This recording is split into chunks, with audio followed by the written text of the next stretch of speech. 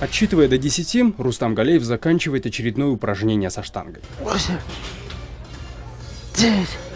Его мечта о теле, как у Арнольда Шварценеггера, долго оставалась неисполненной. Построить атлетичное тело прежде не позволял недуг. У Рустама детский церебральный паралич. Зато теперь он звезда фитнес-клуба.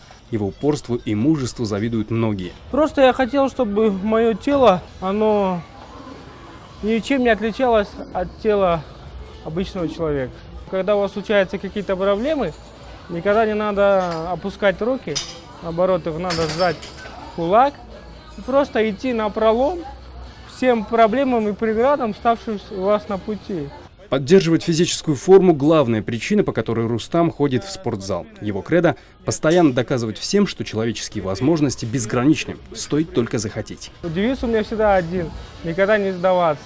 Частичка здравого честолюбия Рустаму тоже свойственна. Что уж тут скрывать, это просто чтобы ловить взгляды других людей, именно восхищенные взгляды, что вот этот человек добился вот таких результатов, что у него гармоничное тело, что да, ну так, чтобы девушки там на пляже ловите взгляды. Да? К его затее заниматься бодибилдингом тренеры поначалу отнеслись скептически, но когда Рустам сумел нарастить более 20 килограммов мышечной массы, в корне поменяли свое мнение. Я бы не мог представить, что он реально достигнет этих результатов. Я как бы думал, что он все-таки сдастся, он поймет, что это не его, не идет, а он молодец, он продвигается все дальше и удивляет нас именно своим характером. Больше сказать, не достигнутыми целями, а характером своим, мужественным характером.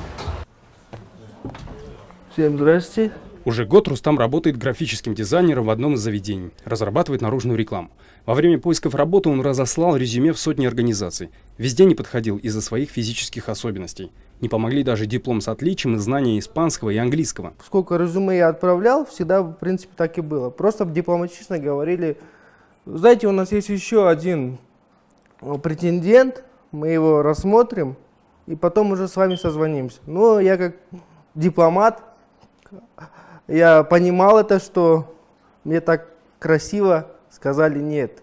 Зато здесь его приняли хорошо. Коллектив добрый и отзывчивый. Чувствуешь вот эту поддержку, взаимопомощь, не просто жалость, да, вот чувствуешь действительно, что люди